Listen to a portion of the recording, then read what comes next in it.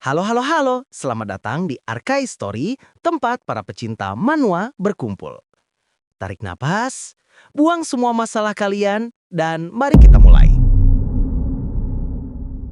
Suasana malam yang sunyi tiba-tiba pecah saat baby blood melesat turun dari langit, mengincar seorang penjaga yang sedang berpatroli sendirian di tengah hutan yang gelap. Penjaga tersebut tampak kebingungan karena rekan-rekan patrolinya menghilang secara misterius, tanpa menyadari bahwa maut sedang mengintai tepat di atas kepalanya. Ketegangan memuncak saat penjaga itu merasakan kehadiran asing dan berteriak menantang siapapun yang bersembunyi di kegelapan. Namun hanya kesunyian mencekam yang menjawabnya, sebelum akhirnya ia dilumpuhkan dalam sekejap mata. Di balik serangan kilat itu, terungkaplah sosok Zuofan yang sedang menyeringai puas sambil mengamati korban ke-50 yang baru saja dihabisinya. Kehebatan kombinasi antara resep Agung Iblis dan Bloody Baby benar-benar terbukti ampuh karena mampu menumbangkan seorang praktisi bela diri hanya dalam hitungan detik. Meskipun luka-lukanya akibat pertarungan melawan Yokwon belum sepenuhnya pulih, Zuofan tetap bertekad untuk mengumpulkan darah dan ki dari para korbannya demi memulihkan kekuatannya sekaligus menjalankan rencana besar untuk menundukkan keluarga Sai. Lalu Zuofan terkejut karena merasakan ki seorang master jalan iblis. Ia langsung mengawasi dari kejauhan. Pindah ke sebuah kediaman mewah, suasana politik terasa sangat panas saat penetua Jane dari lembah Yoming duduk dengan angkuh di hadapan para pemimpin keluarga lainnya.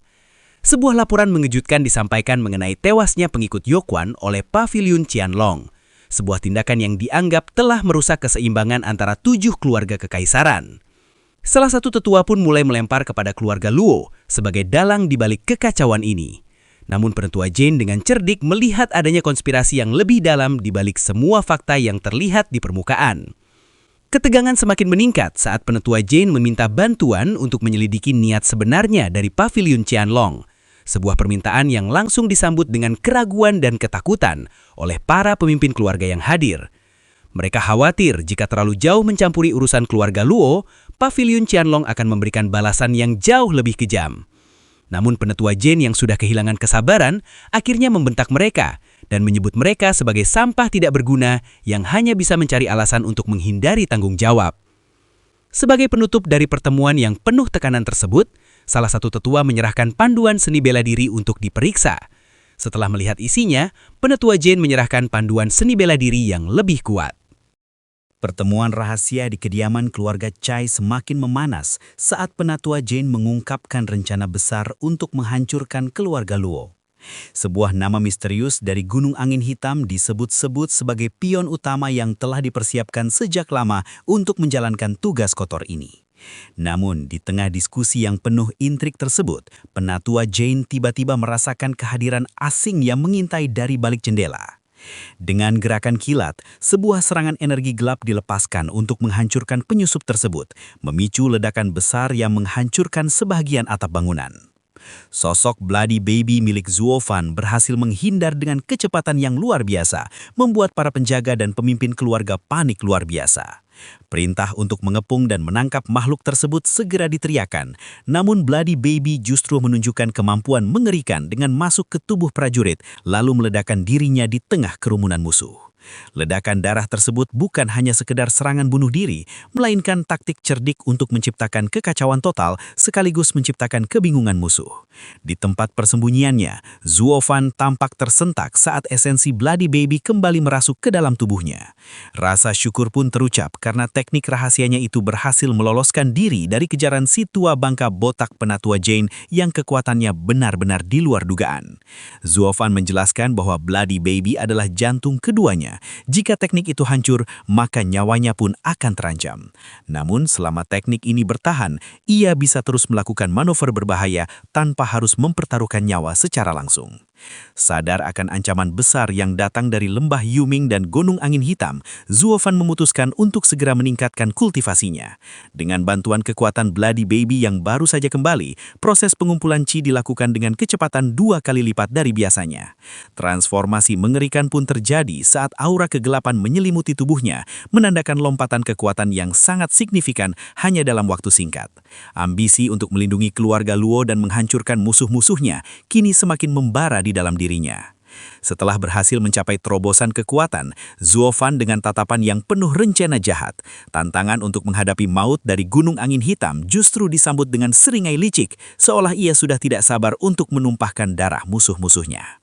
Pagi pun tiba, saat ia mau membuka pintu, secara tidak sengaja Zuofan dikejutkan oleh Nona Luo yang tiba-tiba jatuh tersungkur ke lantai. Jovan dikejutkan oleh kehadiran Nona Luo yang ternyata telah berjaga di depan kamarnya sepanjang malam. Rasa khawatir yang mendalam terpancar dari wajah gadis itu. Sebuah perhatian tulus yang membuat Jovan merasa sedikit ceroboh karena tidak menyadari keberadaannya lebih awal. Meskipun ia mencoba bersikap dingin, sebuah getaran aneh tiba-tiba dirasakan di jantungnya. Sebuah sisa perasaan dari pemilik tubuh asli yang tampaknya masih sangat peduli pada Nona Luo. Fenomena sihir hati ini sempat membuat sang kaisar iblis kebingungan, namun ia segera menepisnya demi fokus pada rencana besar yang sudah menanti. Langkah kaki Jovan kemudian diarahkan menuju pavilion Qianlong bersama Lao Pang. Setibanya di sana, sebuah pemandangan kontras terlihat saat para penjaga yang dulunya memandang rendah, kini justru membungkuk hormat dan menyambutnya sebagai tamu VIP. Perubahan sikap yang drastis ini hanya ditanggapi dengan tatapan sinis oleh Jovan, yang sangat memahami betapa munafiknya dunia persilatan di mana rasa hormat hanya diberikan kepada mereka yang memiliki kekuatan atau kepentingan besar. Tanpa membuang waktu, ia melangkah masuk ke dalam pavilion dengan kepercayaan diri yang tak tergoyahkan. Di dalam pavilion, pertemuan dingin terjadi antara Jovan dan Nona Longnui. Gadis itu menunjukkan sikap angkuh dan mempertanyakan status Jovan sebagai tamu, sebuah tindakan yang justru dianggap kekanak-kanakan oleh sang kaisar iblis. Alih-alih terpancing emosi, Jovan justru memberikan pelajaran mental yang telak dengan menyebut Nona Longnui masih terlalu hijau dalam memahami peta kekuatan 7 keluarga kekaisaran. Kedewasaan Long Jie dalam mengakui kekalahan dan menghitung kepentingan dijadikan perbandingan untuk menunjukkan betapa jauhnya perbedaan pemikiran di antara mereka.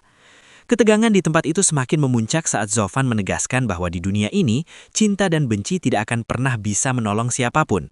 Hanya perhitungan kepentinganlah yang menjadi hukum tertinggi.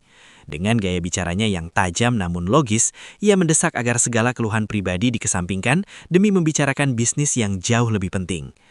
Nona Longnui yang awalnya keras kepala, akhirnya tampak terdiam dan terpaksa mengakui kebenaran dari argumen tersebut. Suasana di pavilion Qianlong mendadak mencekam saat Master Jiu, sang tetua legendaris, muncul dan langsung mengintimidasi Zufan dengan tatapan tajamnya. Long Ji tampak sangat terkejut melihat kondisi Zufan yang sudah pulih total hanya dalam waktu 1 malam, padahal luka-luka yang dideritanya kemarin seharusnya sangat fatal. Zufan dengan tenang menanggapi dengan senyuman licik, seolah-olah ia memang sedang mempermainkan pikiran sang tetua.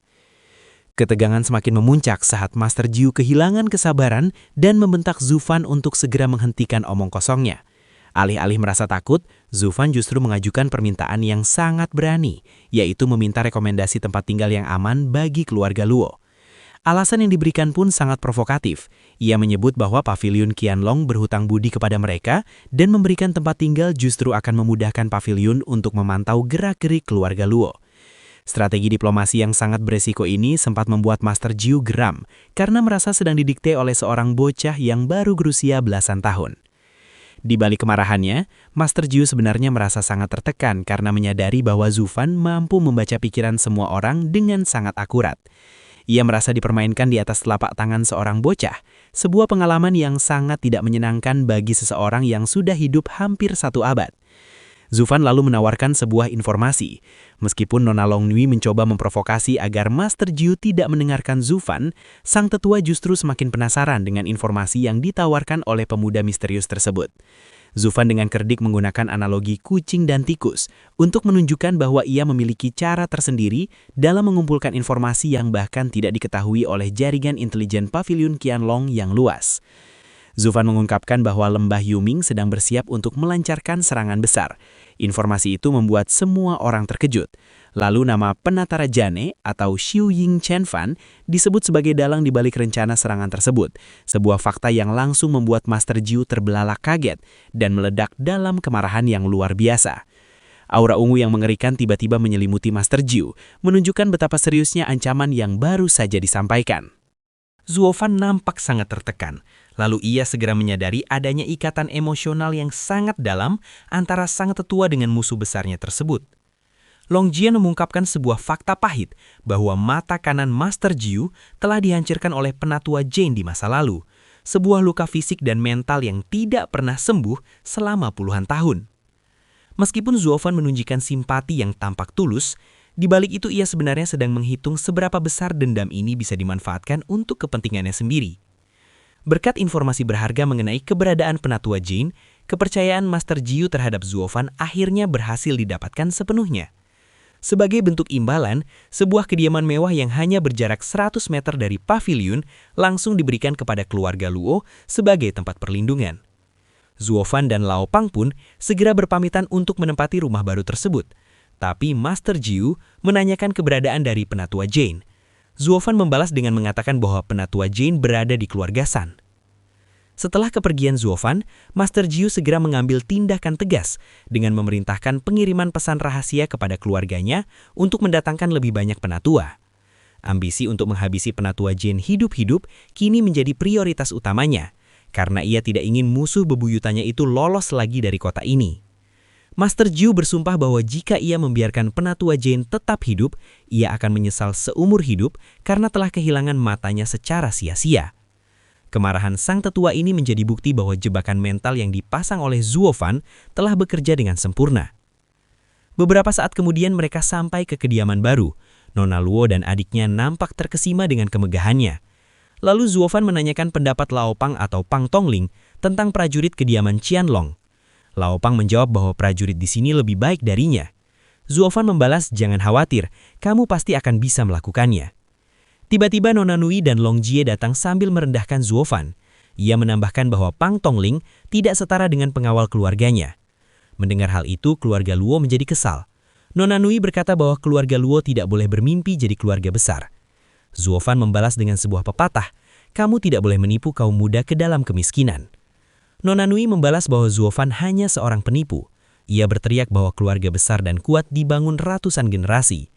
Ia menambahkan bahwa Zuofan hanya katak di dalam sumur. Mendengar hal itu, Nona Luo khawatir, tapi Zuofan hanya tersenyum ketir. Lalu Zuofan meminta izin ke Nona Luo untuk menggunakan batu jiwa. Ia langsung melompat ke atap dengan cepat, dari atas ia menatap ke bawah. Melihat hal itu, Nona Nui menjadi marah dan menyuruhnya untuk turun. Zuofan dengan datar mengatakan, "Formasi defensif tingkat 3, formasi Panlong." Mendengar hal itu, Nona Nui dan Long Jie kaget. Zuofan tidak membuang waktu sedetik pun untuk segera memperkuat pertahanan. Dengan gerakan yang sangat lincah, ia melesat ke udara dan mulai menyebarkan batu-batu roh berkualitas tinggi ke seluruh penjuru halaman. Tindakan misterius ini sempat memicu kebingungan bagi Nona Nui. Nona Nui menanyakan apa yang dilakukan Zuofan. Zuofan mendarat dengan mantap dan tidak memberikan jawaban. Tanpa memberikan penjelasan panjang lebar, ia segera menyatukan kedua tangannya untuk mengaktifkan teknik rahasia yang sudah dipersiapkan. Aura merah yang pekat dan hawa membunuh yang sangat dingin tiba-tiba meledak dari tubuhnya, menciptakan tekanan atmosfer yang membuat Nona Nui dan Long Jie gemetar ketakutan. Mereka hanya bisa terpaku melihat perubahan drastis pada Zuofan, yang kini tampak seperti sosok penguasa kegelapan yang siap menghancurkan siapapun yang berani mendekat. Puncak dari aksi ini terjadi saat formasi pertahanan tersebut benar-benar diaktifkan. Cahaya keemasan yang sangat menyilaukan tiba-tiba melesat dari tanah menuju langit, membentuk sebuah naga emas raksasa yang mengaum dengan gagah di atas kediaman mereka. Naga tersebut bukan hanya sekedar proyeksi visual, melainkan manifestasi dari energi murni yang mampu menghancurkan penyusup dalam sekejap. Penatua Jane merasakan energinya. Ia bertanya-tanya siapa yang mengaktifkan arai. Apakah Master Jiu? Lalu ia sadar tidak mungkin Master Jiu mempunyai kemampuan seperti ini.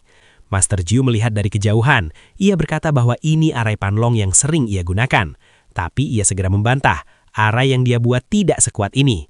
Terlihat Cao Zai mengamati dari kejauhan. Ia heran apakah rencana dilakukan lebih awal, tapi ia yakin Penatua Jane tidak mungkin begitu. Ia pun bertanya-tanya apa yang terjadi di kota.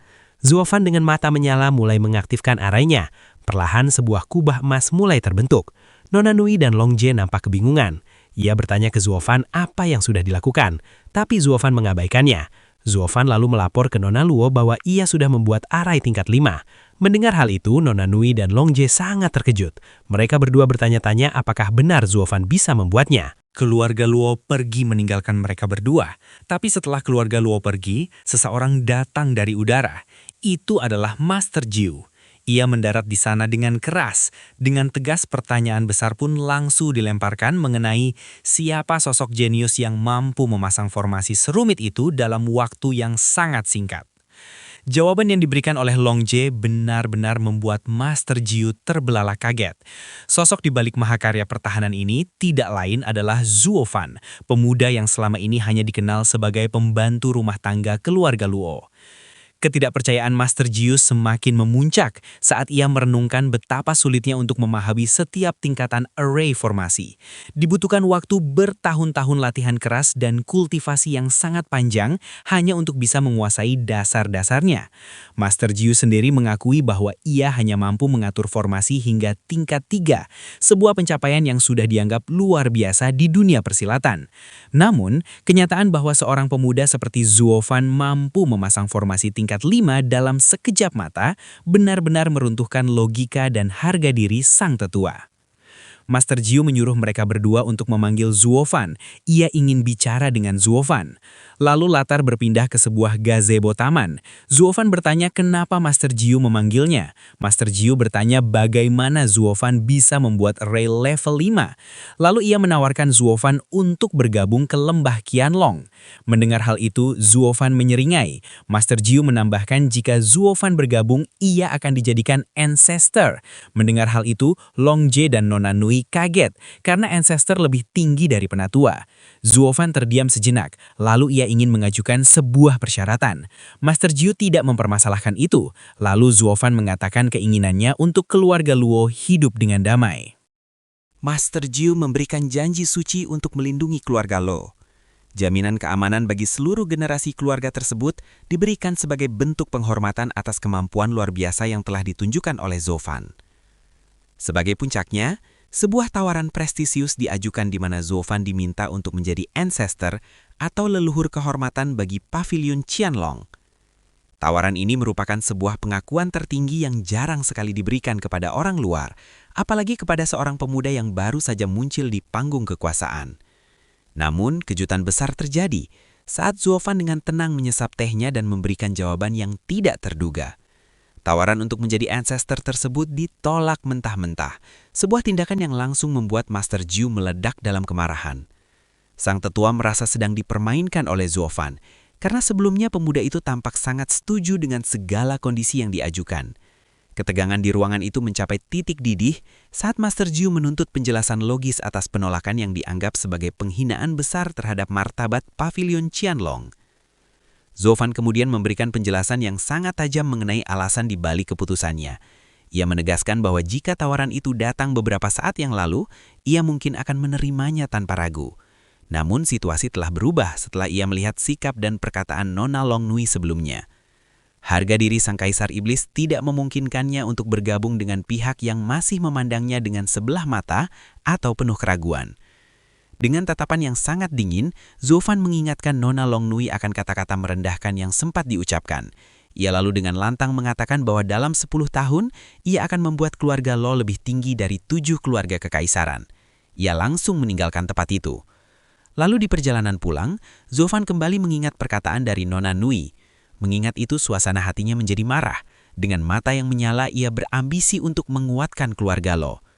Setibanya di kediaman, Nona Luo yang khawatir bertanya apa yang dikatakan Master Jiu kepadanya. Zuo Fan menjawab bahwa Master Jiu ingin untuk ia bergabung ke lembah Qianlong. Mendengar hal itu, Nona Luo memberi selamat, tapi Zuo Fan langsung mengatakan bahwa ia menolak tawaran itu. Nona Luo sangat kaget mendengar hal itu. Zuo Fan memberikan pernyataan yang sangat mengejutkan di hadapan Nona Long Nui. Dengan tatapan yang penuh keyakinan, ia menegaskan bahwa status keluarga Luo tidak akan pernah ditentukan oleh belas kasihan orang lain. Sebuah sumpah besar pun diucapkan. Dalam waktu 10 tahun, keluarga Luo akan dibangkitkan menjadi kekuatan raksasa yang mampu melampaui kejayaan Pavilion Qianlong. Beralih ke kegelapan malam, kekacauan mulai melanda kediaman keluarga Sai. Laporan mengenai hilangnya banyak penjaga secara misterius mulai memicu kepanikan di antara para petinggi keluarga tersebut. Tanpa mereka sadari, sosok Bloody Baby milik Zuo Fan sedang melesat di antara bayang-bayang atap, mengamati setiap pergerakan dengan mata merahnya yang membara. Seringai kepuasan terpancar dari makhluk tersebut saat ia menyadari bahwa musuh-musuhnya baru saja menyadari hilangnya nyawa para penjaga yang telah ia habisi sebelumnya. Ketegangan semakin meningkat saat Zuofan menyadari sesosok ninja wanita misterius muncul dan mencoba menyusup ke wilayah pavilion Qianlong. Pergerakannya yang sangat lincah dan tersembunyi sempat membuatnya merasa aman dari pengawasan. Namun, ia tidak menyadari bahwa Bloody Baby sudah mengincarnya dari kejauhan. Makhluk merah itu terus membuntuti sang penyusup dengan kecepatan yang luar biasa, memastikan bahwa tidak ada satupun informasi yang lolos dari pengamatannya. Puncak dari pengintaian ini terjadi saat ninja wanita tersebut berhasil masuk ke dalam sebuah ruangan rahasia untuk memberikan laporan. Dari balik jendela kecil, Bloody Baby mengamati dengan seksama pertemuan tersebut dan menyadari bahwa penyusup itu ternyata adalah seorang wanita yang bekerja untuk pihak lawan. Wanita itu menunjukkan sebuah denah pavilion Qianlong. Ia menjelaskan posisi para penjaga, tapi bawahannya nampak ragu dengan rencana tersebut. Wanita itu menenangkan bawahannya dan menjelaskan bahwa saudaranya sudah berkomunikasi dengan lembah Yaoming untuk memancing para penjaga. Ia menambahkan saat itu mereka akan bergerak dan menangkap Nona Luo. Zuofan mendengar hal itu nampak kebingungan.